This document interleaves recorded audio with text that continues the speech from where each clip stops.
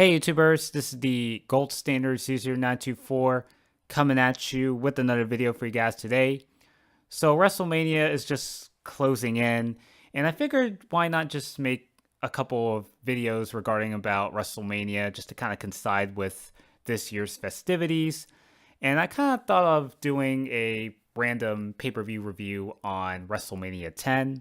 This was held in Madison Square Garden in New York City. This was actually a pay-per-view that I thought about watching, and this has happened to be the first time that I was watching this pay-per-view event. So I don't necessarily have any nostalgic memories regarding about this pay-per-view. I mean, I was alive when this pay-per-view was airing. It's just that I was very little and had very little access to watching pay-per-views. So it was actually very fascinating to kind of look back at some of the pre-Attitude Era WrestleManias, since the Attitude Era was really during that time when I started to get behind professional wrestling, where I started to become a fan for that matter. So it was a very interesting time, especially during the mid-90s. This was the first WrestleMania since the departure of Hulk Hogan. He would leave the company after King of the Ring 93, and he would take time off to do acting for a bit and then jumping ship over to WCW shortly afterwards. It was definitely one of the more downer periods in WWE's history, coming off the heels of the steroid trial. Gone are the days of the larger than life characters and all that bravado, and you kind of transition over into the younger, smaller wrestlers for that matter, with guys like Bret, Owen Hart, Shawn Michaels, Razor Ramon, Sean Waltman, aka at the time being 1-2-3 Kid, and X-Pac. It was definitely one of those big transition periods, especially in this company's run. WrestleMania 10, regardless, it did manage to deliver. There was a couple of pretty historic matches that could be easily looked back upon, especially how groundbreaking of a pay-per-view that it was, especially with some of the notable matches that I'll get into as the video rolls along. WrestleMania 10, now this pay-per-view opened up with brother versus brother, Owen Hart taking on Bret Hart. Now this kind of stems from the tail end of 1993, when both the Hart brothers were a part of the Survivor Series along with the rest of their family members. And even though the Hart family went over, Owen Hart, on the other hand, was the only wrestler that was eliminated in that Survivor Series match involving his family. Owen was starting to get very jealous of Bret, and this kind of continues to kind of segue into 94. Like, at first, it seemed like Bret and Owen were on good terms during the Christmas holidays, so they seemed to manage to kind of patch things together. And then at the Royal Rumble, when they were challenging the Quebecers, Owen turned on Bret and basically cuts that infamous promo, "I just kicked your leg out of your leg," just taking out all this frustration on Bret and his success throughout his run the company up in that point. And this kind of leads us into WrestleMania 10, where they ended up doing battle one-on-one. So, you had Owen Hart just basically working on the leg of Bret Hart and doing all he can to kind of lock in the sharpshooter. It was just a lot of near fall after near fall after near fall attempts, just kind of having these two brothers kind of up one each other and just kind of see who the better performer as part of the Hart family, like who's the better of the two. Is it Bret Hart? Is it Owen? That was actually a pretty cool finish where I think Bret Hart was positioning Owen in an electric chair position, and then Owen countered that into a roll-up in order for him to go over Bret. So, yeah, this was just definitely a really fun match. It definitely holds up after all these years. Like, we would get to see more of their encounters as the year rolls along. Owen Hart going on to win the 1994 King of the Ring to earn him a title opportunity against his brother in a steel cage match. Also factoring in as far as where Bret Hart is at this point, because he's also won the Royal Rumble in, earlier that year. Him and Lex Luger were co-winners. I'll get a little more into that too as the video rolls along. It's just a really great match. And then we get to, I guess you could say, a mixed tag team match. And this was Bam Bam Bigelow and Luna Vachon taking on Doink and Dink the Clown. So this wasn't very long, but it was still pretty mildly entertaining for what it was. And, Bam Bam Bigelow and Luna Vachon were very underrated performers. And it's a shame that both those wrestlers are no longer around. And, Bam Bam would go on to have massive success in ECW. The match was what it was. And, they would go over Doink and Dink. Then we have is Randy Savage taking on Crush in a Falls Count Anywhere match. Now, this is pretty much the first time, to my knowledge, that this was the first time that they actually did a Falls Count Anywhere match. Because you could really tell the way that they were setting up the rules for this match. Because it's not like the traditional Falls Count Anywhere match that we've all grown to be familiar of. But basically what happens is that what you had to do was pin your opponent anywhere, and then you have to return to the ring and have to wait for a 10 count for that particular wrestler to win the match. It does come up very convoluted, especially given the stipulation and given how the way they kind of structure the rules for the Falls Count Anywhere match. So you could definitely really tell that they were really started to experiment on other gimmick matches, because bear in mind, WWE wasn't as gimmick heavy as far as hardcore wrestling is concerned, because hardcore wrestling, was kind of uncommon or very unheard of in WWE at this point. I mean, aside from maybe like a steel cage match or a no disqualification match at most, and you wouldn't really see WWE kind of evolve into like the hardcore style that we would end up seeing later in the decade. This match was pretty underwhelming, and there was just a lot of stuff that was going on, and we even see them kind of brawl backstage, which is also another thing that was very uncommon at the time. Savage did, however, go over Crush, and it was just a pretty somewhat disappointing match. I mean, this would turn out to be Randy Savage's last WrestleMania match, as well as his last WrestleMania appearance in general, because by the end of the year, he would end up leaving the WWE and going over to WCW. It was definitely pretty a shame, especially the last couple years of Savage's run in the company. It's like he barely wrestled. He would often be on commentary and doing the occasional wrestling once in a while. So it was definitely really damn shame that they didn't really utilize him as much as they could. And I guess I could understand, they were going in a different direction and they wanted to kind of focus more on, the next generation of professional wrestlers. And guys like Randy Savage were kind of considered old timers, quote unquote. It's really cool to see Savage, still hanging in there, even when all the big timers were already gone from the company, or they were kind of on their last legs in the company, that they don't really have huge significance like they did years prior. And I think once WWE starts to kind of continue doing the Falls Count Anywhere matches, they started to kind of improve as the years went on. The more they started kind of getting accustomed to the concept. But I guess I could just give them the benefit of the doubt that this was like the first time that they were trying to experiment on certain gimmick matches, especially with, in this case, the Falls Count Anywhere match. So, I mean, it is what it is. And then we get to the women's title.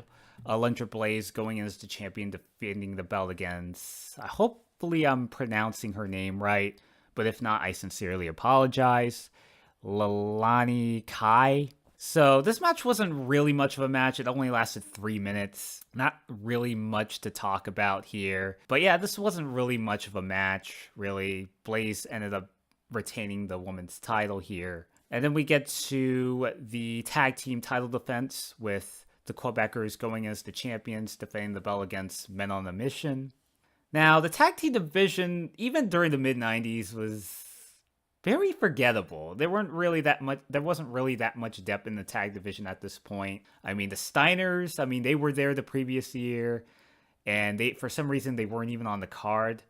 I was looking up at some of the roster that they had in 1994, and it turned out that the Steiners were still in the company in the early half of 94. They would stick around for the company until somewhere during the summer. I think this is when they left the company.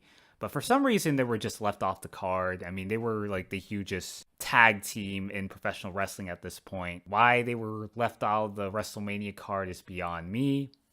You know, you had the Quebecers, who were, like the hottest heel tag team in the company at this point, and being managed by Johnny Polo, who a lot of people may know him more for him being Raven, having his success in ECW and WCW years later. So it was very interesting just to see Raven in this gimmick, as hokey as it was, where he was kind of playing up that kind of like the stuck-up rich boy, just being all lighthearted and goofy, and as opposed to kind of the stark contrast to his kind of like his darker and sinister character that we all grow to be familiar with. Men on a Mission was also a tag team that was basically kind of like WWE's version of what ECW was to the Public Enemy during this time. And they were kind of like this, they were kind of like, a PG-friendly version, kind of like, the early mid-90s type of wrestling tag team that was kind of based on the hip-hop scene during that time, with obviously, Criss Cross, Kid and Play, like those cheesy rap groups from that early mid-90s period. So they were kind of going after the Quebecers. And, the match was what it was. I mean, it wasn't great, but it wasn't terrible either. Although the finish of the match was just kind of, anticlimactic, since even though Men on a Mission did win the match, they however, won via countout. And because titles can't change hands by DQ or countout, so therefore the Quebecers would still be your tag team champions. This match wasn't really much to write home about, but I mean, it wasn't like the worst thing you'll ever see. And then we get to the first out of the two WWF title defenses, and Yokozuna going in as the champion, defending the belt against Lex Luger. As I was discussing earlier ago, Bret, along with Lex Luger, were the last two competitors in the Royal Rumble match. Both of them got eliminated simultaneously, and because of that undecisive finish, they kind of decided to come up with a solution to have both Bret and Lex be the co-winners of the 1994 Royal Rumble. Now, you would think, especially with the way WWE has structured matches, you would think with the situation that Bret Hart, Lex Luger, and Yokozuna being the champion going into this pay-per-view, you would think that ideally that this would be a triple threat match. But the thing here with WWE, especially in the mid-90s, is that triple threats or three-way dances weren't even a thing at the time. And what they did instead was do some sort of a coin toss just to determine which wrestler would take on Yokozuna.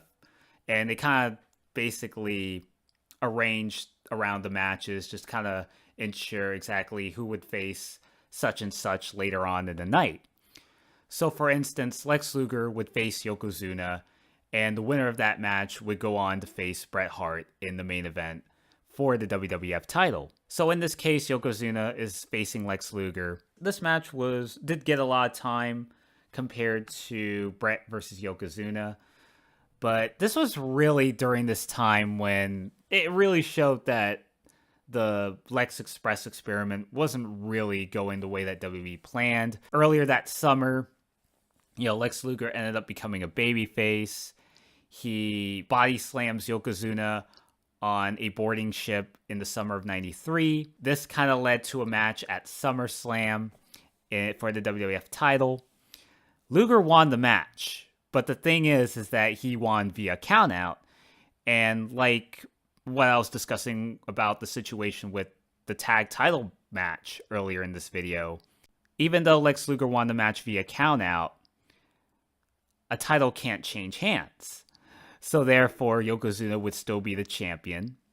Even though it was so weird, even watching the post-match celebration, because they had like all these confetti just like falling from the rafters, and Lex Luger celebrating like he won the title when it was pretty clear that he didn't actually win the title. So it just makes the whole thing so stupid.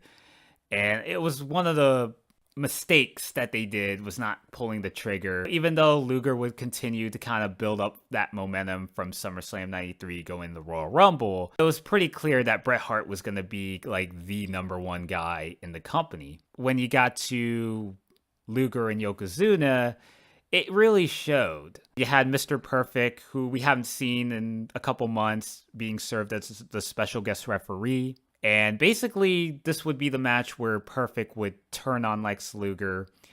And, even when Luger had Yokozuna beat, he nails Yokozuna with the flying forearm. He goes for the pinfall. And Jim Cornette and Mr. Fuji are knocked out cold. And so Mr. Perfect was spending so much time just checking to see if they were all right. Luger gets infuriated because he's not, making the count. And then, basically causing a disqualification, having Mr. Perfect call the ring bell. Because of the disqualification, Yokozuna was declared the victor, and Luger's just all pissed off. Basically, after that, Luger was basically done in the main event scene, and he would continue being the company in going to 94, going to 95. And, he would team with British Bulldog for a bit, and then he would leave the company in the summer of 95 to go to WCW. This match was pretty underwhelming. It was really the last hurrah for Luger's popularity, because after this, he was never the same. And it seemed like the direction that we were going to do was Lex Luger and Mr. Perfect, but that never really got off the ground, because sometime after this pay-per-view, Kurt Hennig was off TV, or I think he either left the company at the time, or he was like off TV completely throughout most of 94 and even throughout most of 95. He would come back eventually to the company and serve as like a commentator for a bit, and even manage Triple H. And he would also be one of the many victims to also jump ship to WCW. But yeah, it seemed like they were doing something with Luger and Perfect. And my theory is that if Mr. Perfect had stuck around, I could imagine him joining the $1 Million Corporation. I could imagine some kind of feud that would ensue between Perfect and Luger that would escalate into a match at SummerSlam. What we got is with the Tatanka, and they were kind of playing up the whole debacle, whether Luger sold out to Ted DiBiase and the $1 Million Corporation. I feel like Luger could have turned heel at this point. I think this would have been a good time to, at least at some point, having to have him turn heel and maybe start a feud with Bret Hart just to see who the better man is and who deserves to be the number one guy. And I'm surprised they never did like a pay-per-view feud to kind of build up towards. And then we get to a match with Earthquake and Adam Bomb, which is more of a squash. Earthquake completely decimated Adam Bomb. It was just coming off the heels of the world title match. And, Earthquake was just kind of, he was like one of the last few wrestlers from that rock and wrestling era. He would stick around the company for a couple more months. Yeah, Adam Bomb, was definitely one of the underrated performers. And, I definitely liked him in WCW when he was Wrath. And when he was kind of going through like a Goldberg winning streak. And he was very, very over at one point. Obviously, he got pulled under the rug by Kevin Nash. He was one of those unsung heroes of the new generation era. He wasn't a wrestler that won championship belts or anything like that. But, he was like one of those mid-card guys that you don't really hear a lot of folks talk about. This match wasn't really much of a match. And then we have is the historic match of the entire WrestleMania 10 series of matches. And it's a match that's still talked about to this very day, other than Bret versus Owen. And that happens to be the first televised ladder match for the Intercontinental title with Razor Ramon and Shawn Michaels. Not just for the fact that this is the first time ever, but when WWE was also kind of going through some experimentation with some of these match stipulations. Earlier ago, I was discussing about the Falls Count Anywhere match, but also the ladder match that involved the Intercontinental title. Over the years, we've seen a lot of ladder matches, and this one was really the one that kind of laid the groundwork for some of those kinds of matches that we ended up growing to love. Seeing Razor and Shawn just kind of utilizing the ladders to their advantage and try to kind of wear each other down with the ladder itself. So it kind of played a huge part in, just trying to kind of do whatever it took to climb up the ladder and try to reach up that brass ring with the set of Intercontinental titles hanging above the rafters. And, basically the whole story, Shawn Michaels had been the longest running Intercontinental champion for over a year and a half, going back to October 92 when he won it from British Bulldog. And he would carry over that Intercontinental title into 1993. And there was like a point in time where like his former buddy Marty Jannetty would win the belt. And then like Shawn Michaels would regain it shortly after. And then some point towards the end of 93, Shawn gets suspended. And so the title was declared vacant. It wasn't long before Razor would go on to win the vacant Intercontinental title. And then Shawn Michaels makes his televised return. He states that he's the real Intercontinental champion, but Razor is also Intercontinental champion, and they're kind of duking out to see who is truly the undisputed Intercontinental champion. And this would be the kind of ladder match that we would end up seeing today, where it's like all spot fest here and there, people doing 450 splashes off ladders and all this sort of stuff. But this would be kind of like a ladder match where you would have these wrestlers just kind of wear each other down with the actual weapon itself. And there was actually a pretty cool spot where Razor tried to go for the Razor's Edge, and then like Shawn would reverse it. Razor would go over the ropes and land hard on the concrete floor that even earlier ago that Shawn removed the outside ring mat. Razor actually took a pretty hard fall. And obviously the body splash spot from the top of the ladder, which is also pretty synonymous that you would see in various video packages. Razor would go over Shawn Michaels, successfully retrieving both set of Intercontinental title belts. This was a really great match, and just a lot of suspense here and there, just to kind of see like who exactly is going to be the first one to successfully retrieve both set of titles. And it really shows that you don't always have to rely on spot fest in order to have a good ladder match. I know Shawn gets all the credit for this, but I think Razor deserves just as much credit for even holding his own as well. Just kind of like the whole anticipation of the match and just kind of like the hype leading into this match was also very spot on. Like I said, just a very entertaining match. And, Razor would successfully win the titles. And then we get to our main event, Yokozuna going as the champion, defending the belt against Bret Hart. Now, this is basically a rematch just 1 year ago from WrestleMania 9, where Yokozuna beat Bret to win the WWF title. Now, if we take away that short title reign where Hulk Hogan just stole his spotlight and won the title in an impromptu match, so if we take that away, then Yokozuna would have held that belt for a full year at this point. Basically, this is kind of like, the rematch 1 year later, just to kind of see if Bret Hart, being the underdog that he is he able to slay this Japanese sumo wrestler that has taken out all comers and a guy that at that point looked to be unbeatable. We get this match, and we have Roddy Piper also being the special guest referee. Yeah, this match didn't go on for very long, but it definitely did get the job done. Bret being, like I said, the underdog that he was, and just doing all he can to kind of fight off Yokozuna. Yokozuna having most of the offense, being the big behemoth that he is. Let's see, at some point, Roddy Piper attacked Mr. Fuji, and they kind of bickered around here and there. And then basically Yokozuna, looking like he has the match won, and even tries to go for his bonsai drop signature move. And then all of a sudden, Yokozuna just loses his balance. Bret takes advantage of this. He goes for a pinfall. and successfully Bret Hart would become the WWF champion. He would regain the title. Bret celebrates with Roddy Piper. The whole locker room comes out to celebrate alongside Bret. Owen Hart also comes out there, just kind of stare menacingly across from the ring to Bret Hart because, he's the guy that beat Bret earlier that night.